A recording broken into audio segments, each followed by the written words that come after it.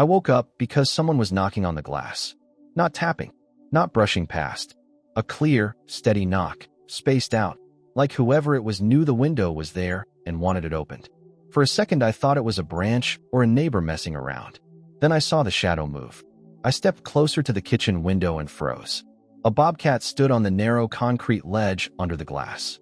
Not crouched, not hissing, just standing there, tense, ears forward, eyes fixed on me. Its paw lifted again and touched the window. One short knock.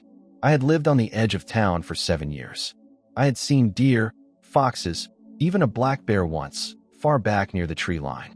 But never this close. Never like this. I didn't open the window. I didn't move at all. The bobcat wasn't aggressive. That was the strangest part. Its body was tight, like a coiled wire, but it wasn't afraid either. It looked past me, then back at my face, then down toward the yard. Slow, deliberate, like it was showing me something. Yesterday, that word had been everywhere since early morning. Yesterday afternoon, Harper Vaughn didn't come home from school. 8 years old, brown jacket, purple backpack with a torn strap. Last seen near the bus stop by Cedar Road. The alerts started before dinner. By nightfall, people were out with flashlights, calling her name like it might echo back from somewhere. I had joined the search for an hour after work, walked the drainage ditch behind the houses, shouted into the dark until my throat hurt. Nothing. Now it was past midnight, and a wild cat was knocking on my window. I reached for my phone and dialed the non-emergency police number. My hand was shaking enough that I had to steady it against the counter. The dispatcher sounded tired. Female, calm in that practiced way. I told her where I lived. I told her there was a bobcat at my window, acting strange. I told her it kept looking toward the woods. She paused. She said, "Sir, animals wander through that area all the time. Please do not approach wildlife. If you see anything directly related to the missing child, call us back immediately." I said I understood. I hung up and stood there, listening to my own breathing. The bobcat stepped off the ledge and dropped into the yard without a sound. I thought that was it. I thought I had imagined meaning where there was none. Then it stopped at the edge of the porch light. It turned its head and looked back at the window, held my gaze. Then it took 3 slow steps toward the tree line and stopped again. I pulled on a jacket over my t-shirt, grabbed my flashlight, checked the battery, plugged my phone into a power bank. I didn't tell myself I was going to follow it.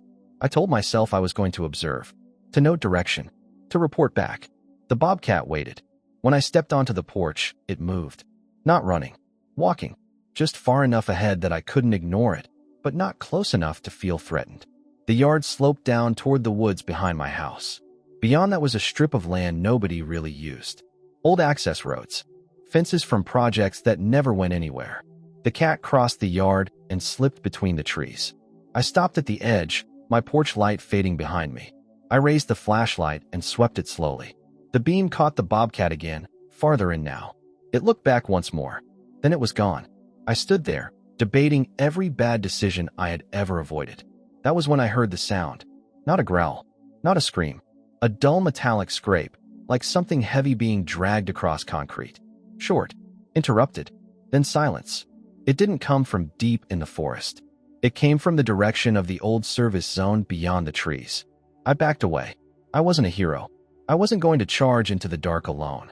But I wasn't going back to bed either. I turned and started making calls. Neighbors first, then the search group number someone had posted earlier that evening. I described the sound. I described the direction. I described the animal, exactly as it behaved, without turning it into something it wasn't. By the time I shut my door again, the woods were quiet. Too quiet. And somewhere out there, something had made a sound that metal should not make on its own. The parking lot behind the elementary school was lit like a work site. Floodlights stood on tripods. Cars were parked at odd angles. People moved in short, nervous lines, talking in low voices, stopping whenever someone raised their head. It was past 1 in the morning, but nobody was acting like it was night. I parked at the edge and walked toward the cluster near the portable table. Officer Alvarez stood there with a clipboard and a radio clipped to his shoulder. Mid-40s. Clean uniform. The kind of posture that said he was holding everything together by force. I told him my name and my address. I said I had something to report. He listened, but I could tell by his eyes that he had already filed me under civilian noise. When I mentioned the bobcat, his jaw tightened. Officer Alvarez said, "Sir, I need you to understand something. We cannot have people chasing animals into the woods. That puts everyone at risk. Before I could answer, a tall man in a ranger jacket stepped closer. Whitaker. I recognized him from the trail maps posted around town. Whitaker said let him talk. Alvarez looked at him for a long second, then nodded once. I explained exactly what happened. The knocking, the way the animal waited, the direction it kept indicating.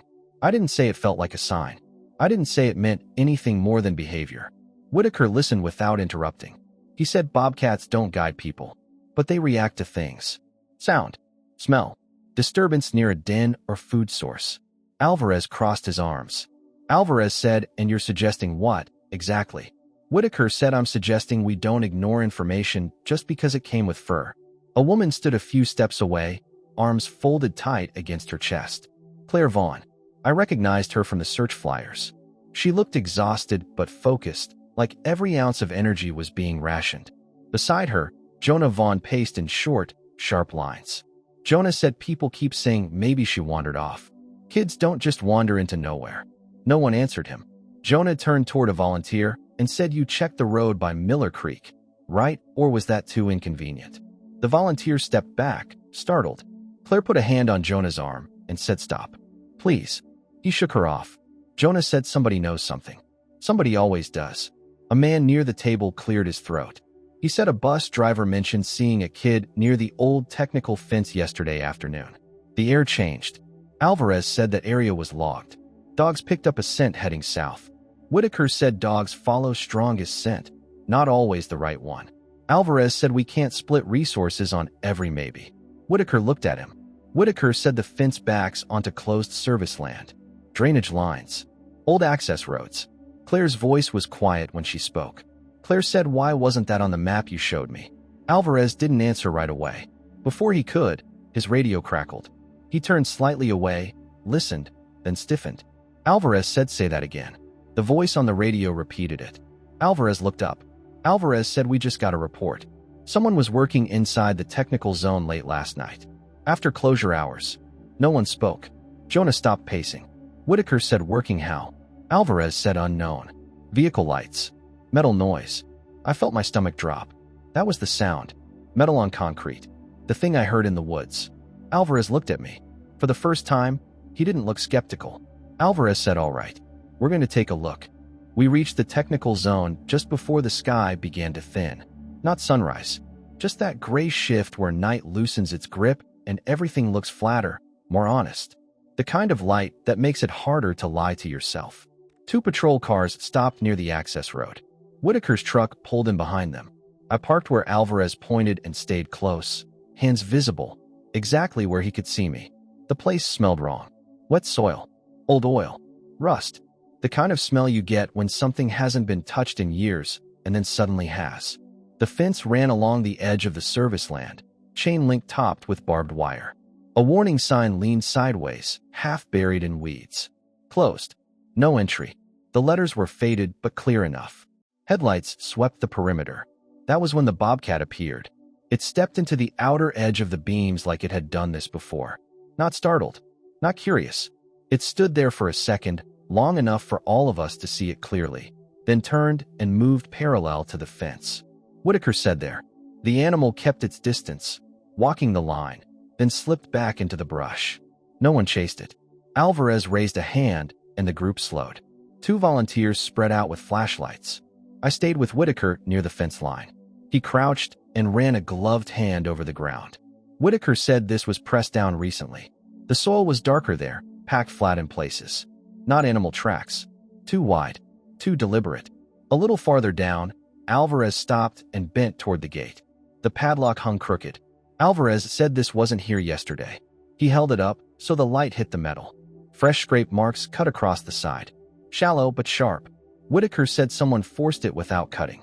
One of the volunteers called out. He said tire tracks. They were faint but unmistakable. Narrow. Not heavy machinery. A pickup, maybe. I felt a tightness in my chest that had nothing to do with the cold. Headlights flared behind us. A truck skidded to a stop near the road. The door flew open. Jonah Vaughn jumped out. Jonah said, "Where is she?" He didn't wait for an answer. He pushed past a volunteer and pointed at the fence. Jonah said, "You're wasting time." She's out there, and you're standing around looking at dirt.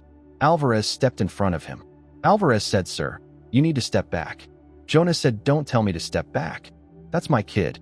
Claire's voice wasn't there this time. Jonah was alone. He shouted names. He accused. He demanded. Two volunteers gently took his arms and guided him away. He fought them at first, then stopped, shoulders shaking. I didn't look at him. I kept scanning the fence. That was when I saw it. Something small caught on the barbed wire. Not trash. Not plastic. I stepped closer. It was a strip of purple fabric, frayed at one end. "Thin," I said, "Officer Alvarez."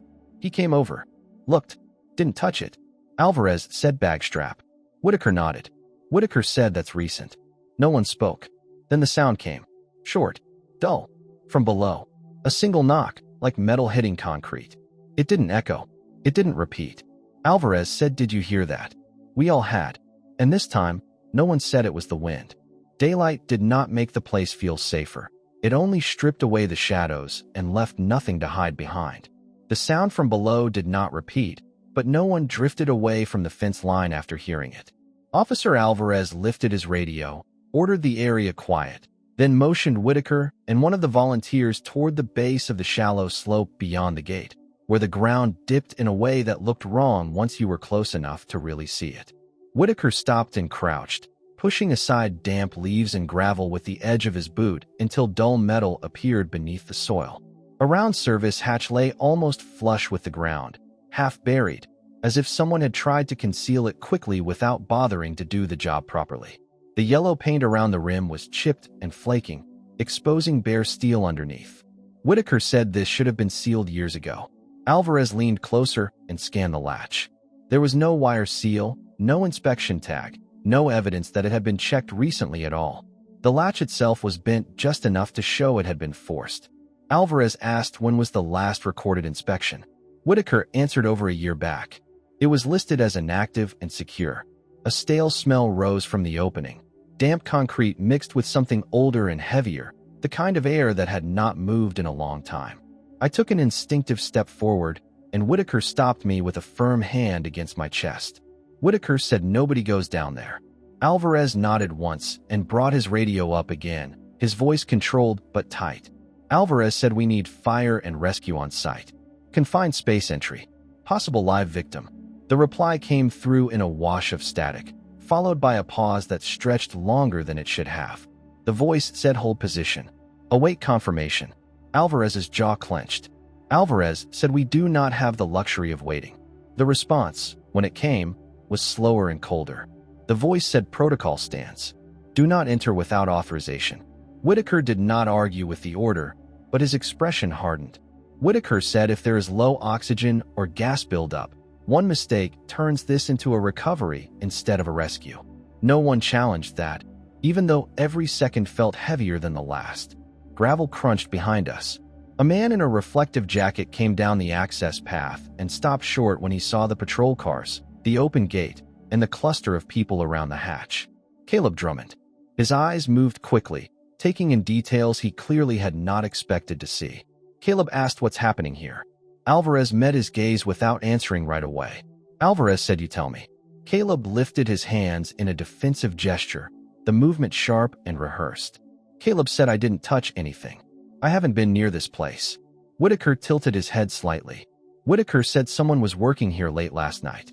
Caleb let out a short laugh that sounded wrong in the open air. Caleb said, "People say a lot of things when they're nervous." Alvarez said, "Where were you after dark?" Caleb rubbed his face, buying time. Caleb said, "Home. Then the shop. Or maybe the shop first. I don't remember exactly." He stopped himself too late. Caleb said, "This zone's been dead for years. There's no reason for anyone, especially a kid, to be anywhere near it." Whitaker said, "Except someone drove in and left fresh tire tracks." Caleb's eyes flicked toward the road before he could stop them. Caleb said, "I run a small crew. Cleanup jobs. Emergency access sometimes. Paperwork doesn't always line up with reality." Alvarez said, "Reality is a child may have fallen into a space that should have been closed." Caleb swallowed hard, his mouth suddenly dry. Silence settled over the group, thick and uncomfortable. Then I noticed movement near the brush. The Bobcat stepped into the open and walked directly to the hatch, unhurried and deliberate, as if it had chosen that exact spot for a reason.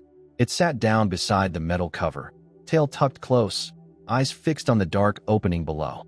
Claire Vaughn had made her way back down the slope. She stopped when she saw the animal and the hatch together. Her breath caught, and for a moment she seemed unable to speak. Claire said, "Please." She did not shout or beg hysterically. She simply looked at Caleb. Claire said, "If you know anything at all, say it now." Caleb opened his mouth, closed it, then looked away. The Bobcat did not move. And for the first time since the sun came up, someone understood that the truth was no longer optional. The first fire and rescue truck arrived less than an hour later, its tires crunching over gravel as if the sound itself were part of the procedure. More vehicles followed, parking with deliberate spacing, lights angled away from the hatch so they would not blind the team working closest to it. Everything shifted the moment they took control. Ropes were uncoiled and laid out straight. Tripods were assembled over the opening. Portable lights came on, bright but controlled, flooding the area without washing it out. One rescuer knelt at the hatch with a handheld monitor, watching the numbers change as air was sampled from below.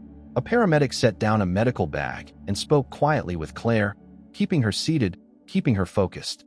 Another rescuer marked names on a board fixed to the side of a truck, creating a surface team before anyone went underground.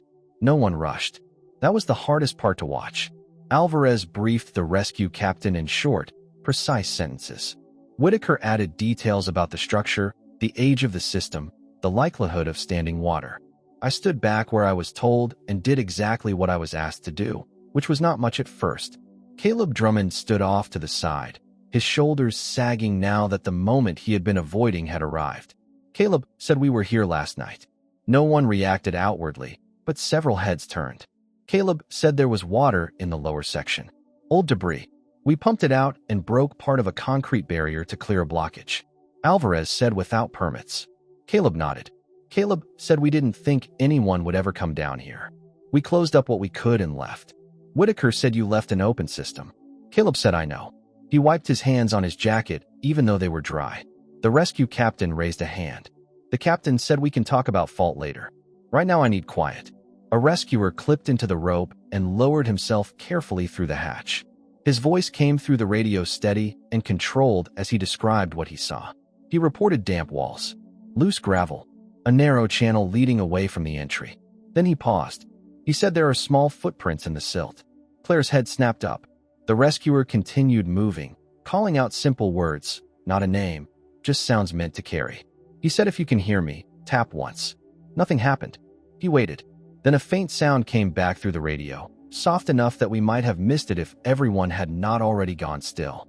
One dull knock. The rescuer said, "I have a response." The captain nodded and signaled for the second line to be readied. I was handed a light and told to hold it steady on the opening. My hands shook at first, then settled. I focused on keeping the beam exactly where they needed it, no more and no less. Claire whispered, "Is she alive?" I didn't answer what I didn't know. I said they heard her. Another rescuer went down with medical supplies.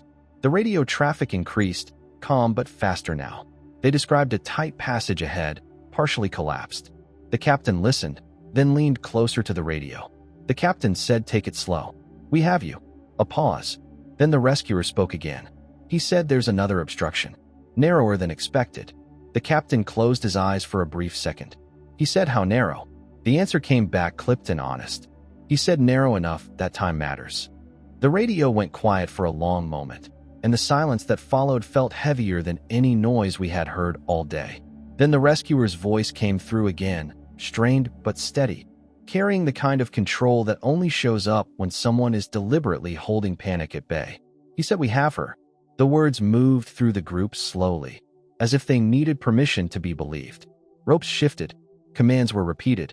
The tripod creaked as weight transferred upward inch by careful inch, and every set of eyes stayed locked on the opening while the surface team worked in practiced coordination.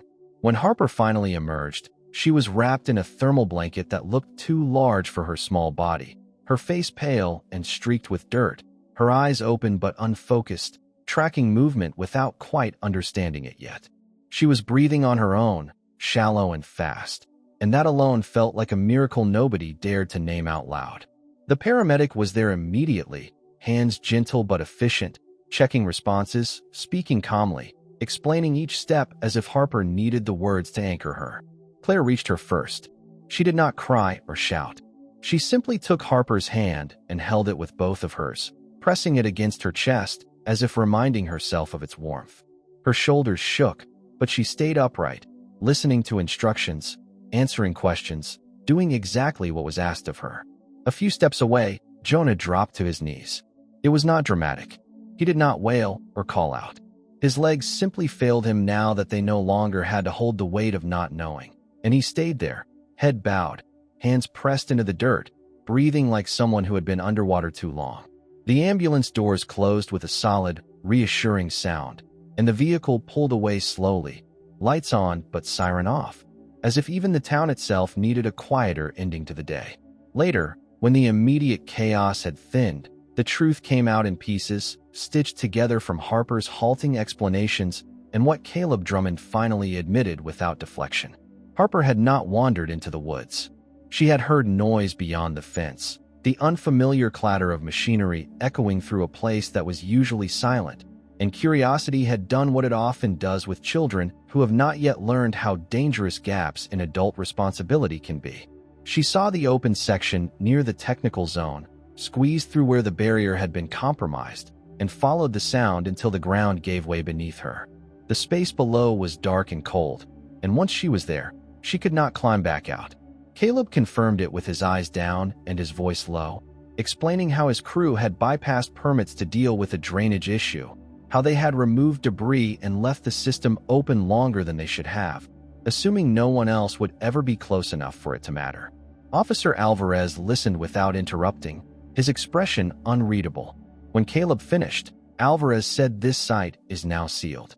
Your crew is suspended pending investigation, and this will be handled by the book." There was no anger in his voice, no satisfaction, just the weight of consequences spoken plainly. By the time the sun dipped low and shadows stretched long across the service road, the equipment was being packed away and the area cordoned off with fresh barriers and clear signage that would not be ignored again. I went home alone. The house felt different when I stepped inside, quieter but not empty, as if something had passed through and left a trace behind. Before I sat down, I checked the security camera by the porch. Earlier that afternoon, while everyone had still been at the site, the Bobcat had returned. It walked up to the edge of the light, paused, and looked toward the door without making a sound. After a moment, it turned and disappeared back into the trees, leaving the yard undisturbed. It had not knocked this time. It no longer needed to. A week later, the town moved more quietly, as if everyone had agreed to lower their voices without ever needing to say it out loud. The urgency was gone, but it had not been replaced by relief.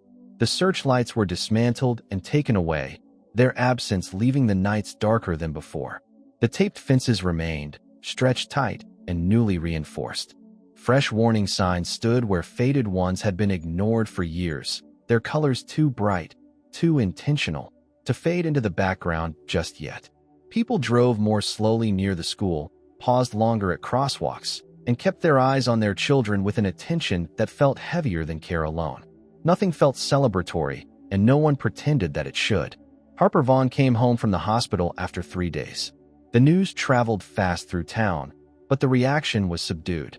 No reporters waited outside. No neighbors crowded the driveway. Meals appeared quietly on the porch without notes attached, as if words might intrude on something still fragile. Cards were dropped off at the school office instead of being handed to the family directly. Relief existed, but it was careful and restrained, shaped by the shared understanding of how close everything had come to ending in a way none of them were ready to name. By Thursday evening, the town gathered in the school gym. Folding chairs filled the space where assemblies used to feel routine and forgettable. This time, people sat stiffly, hands clasped together, eyes fixed forward. The hum of conversation faded quickly. A projector displayed detailed maps of the service land, the technical zone outlined in red, with new barriers and restricted areas marked in thick, deliberate lines that left little room for interpretation. A city official spoke about inspections, schedules, and oversight, choosing words carefully and avoiding anything that sounded like reassurance. A safety coordinator followed, explaining updated fencing standards, regular checks, and clear responsibility assignments. None of it felt comforting, but it all felt necessary, like something that should have been done long before it became unavoidable. Then Caleb Drummond stood. He did not walk straight to the microphone. He paused, standing in place, eyes lowered, then lifted his gaze to the faces in front of him. Some were familiar, some were tight with anger. Others held a quiet expectation that did not soften the moment. Caleb said, "I'm not here to apologize the way people expect." A low ripple of murmurs moved through the room, then settled. Caleb said, "I made a decision because I was afraid of losing my job, my crew, my reputation. I told myself it was temporary. I told myself nobody would get hurt." He swallowed before continuing, his voice steady but stripped of defensiveness. Caleb said, "I was wrong. A child almost paid for that fear." He did not cry. He did not ask for forgiveness or understanding. When he finished, he returned to his seat and remained there, leaving the weight of his words to rest where they had fallen. No one clapped. They did not need to. Later that afternoon, I walked along the edge of the woods behind my house. The fence line near the technical zone was unrecognizable now, reinforced with new steel, the gate welded shut, the ground leveled and packed down as if someone had tried to smooth over the memory of what had happened there. Whitaker stood near the tree line, studying a map on his tablet, making notes that would likely turn into procedures and checklists. Whitaker said, "It'll take time before people stop seeing danger everywhere." I said, "Maybe that's not the worst thing." He considered that and nodded once. Something moved between the trees farther back, a brief flicker of motion that caught the eye and vanished before it could be followed. The Bobcat. It did not stop this time, and it did not look back. It passed through the undergrowth the way it always had, quiet and alert, part of a system that did not care about our intentions but responded to our actions all the same. Whitaker said, "People like to call things signs." I said, "Or warnings." He thought about that for a moment. Whitaker said, "Either way, it's on us what we do with them." That evening, Claire Vaughn came by my house. She did not step inside. She remained on the porch, hands folded in front of her, Harper standing close at her side. Harper looked thinner than before, still recovering, but she stood on her own feet now, her eyes clearer, more present. Claire said thank you. She did not add anything else, and she did not need to. Harper lifted her hand and gave a small, careful wave before they turned and walked back down the driveway. I watched until they disappeared from view. The woods were quiet again, the way they had been before, indifferent and unchanged.